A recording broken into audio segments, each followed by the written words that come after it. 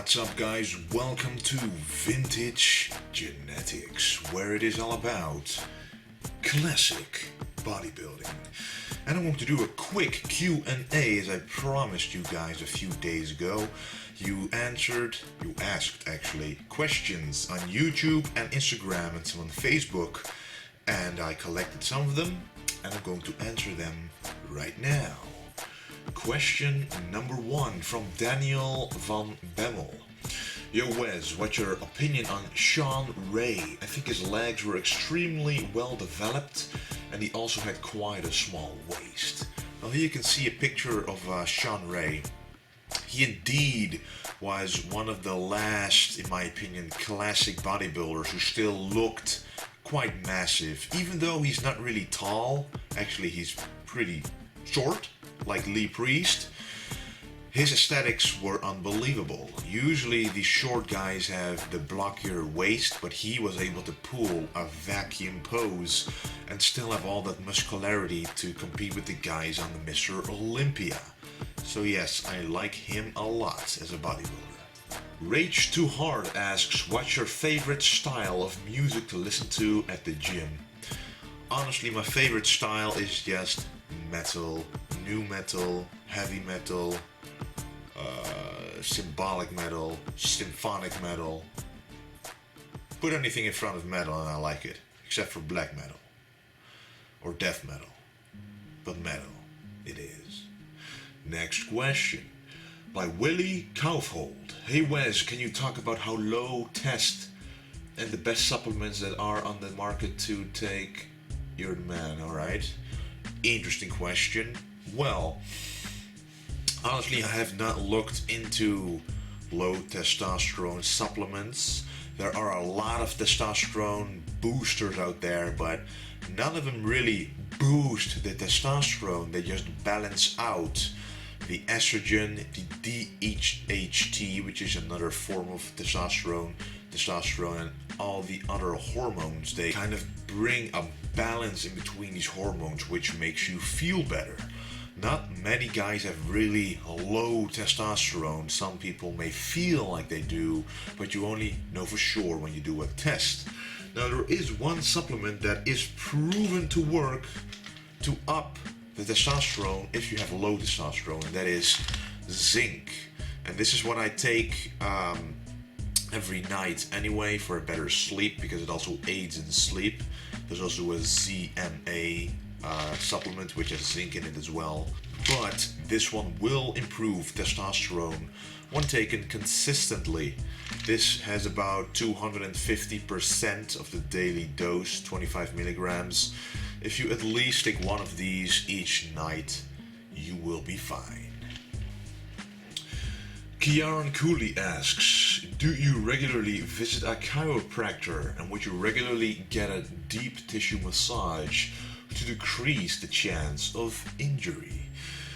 I've never been to a chiropractor before. I have been to a physiotherapist when I had an injury in my back and he just cracked it back open.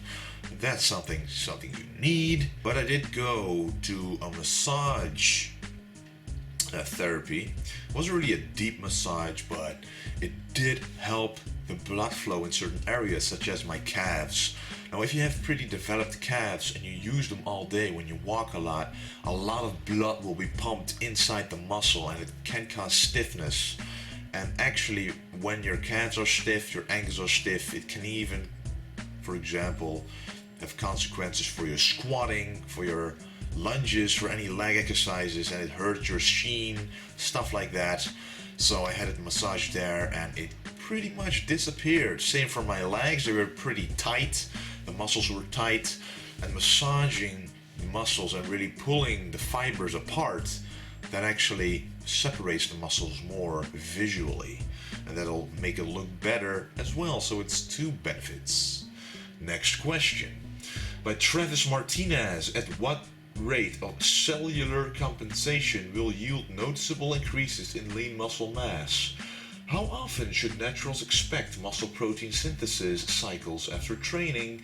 Lightweight, high repetitions, moderate weight textbook standard repetitions, heavy challenging every last bit of nerve recruited high intensity reps? Yes.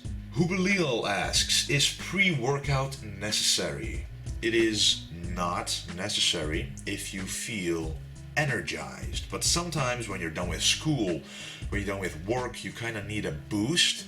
Now, I personally like to take caffeine capsules because you can really dose them. I take 100 milligram capsules from Untitled Nutrition, and you can just go from 1 capsule to 3 capsules if you don't have trouble sleeping on caffeine, at least. But when you take a pre-workout, you're pretty much stuck with what's in there. And on top of that, it doesn't really taste that great too.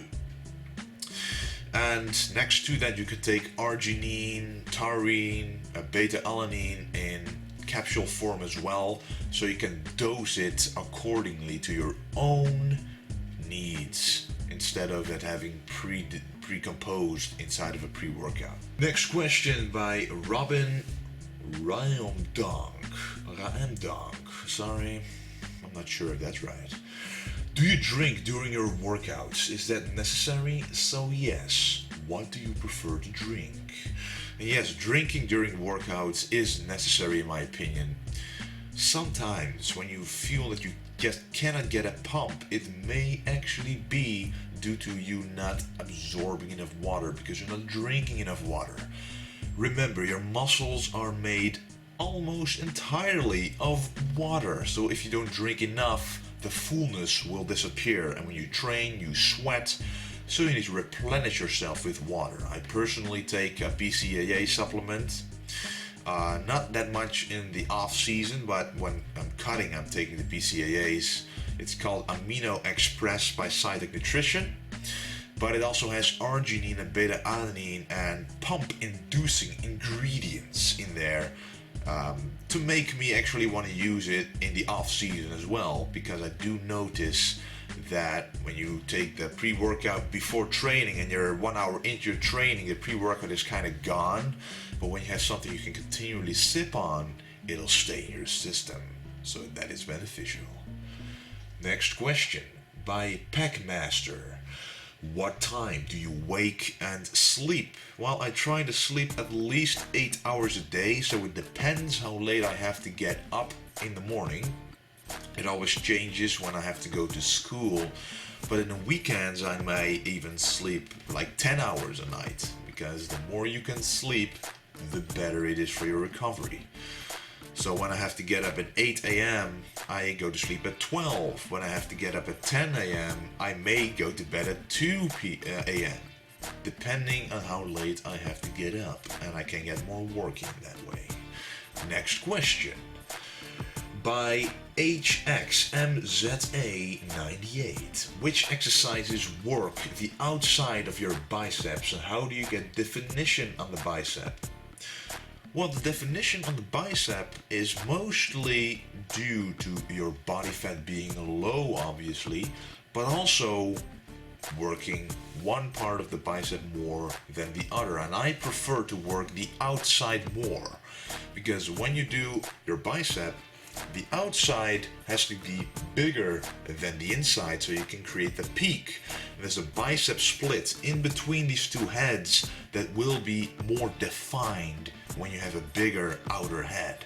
And good exercises for the outer head are close grip curls, easy curl bars, or easy bar preacher curls, close grip. But what you want to do is really, when you go upwards, squeeze the bicep really hard, and that will create that bicep peak. Next question by APPARELL14. Wes, how come I never seen you use a belt when you squatting heavy? What's your take on lifting belts? Do you just feel like it's a false sense of security? Let us know your take on the subject. So what is my take on the subject of weightlifting belts? Well, I saw Tom Platz in a video say that he did not use the belt for the compression it gives when you do the squat and you allow yourself to squat more, but because of the feeling it gives you. As you mentioned in your question, a false sense of security, well, it's not really a false sense. It's really helping you stay in a straight line up and down, because you can really feel what your body is doing. as opposed to not wearing a belt. So I used to not wear a belt at all, even during the heaviest set, because I do believe that your core should be able to hold its own, even when doing heavy squats, for example. But nowadays, I do use a weightlifting belt when I do heavy weights, but only to have this feeling around my body, the belt pushing into my body and my body pushing into the belt. And that actually causes more stability in the lift, in my opinion. So that's my take on it. Last question by Lars Kreuthoff, or Lars Kreuthoff. How many times a month do you tan, and for how long?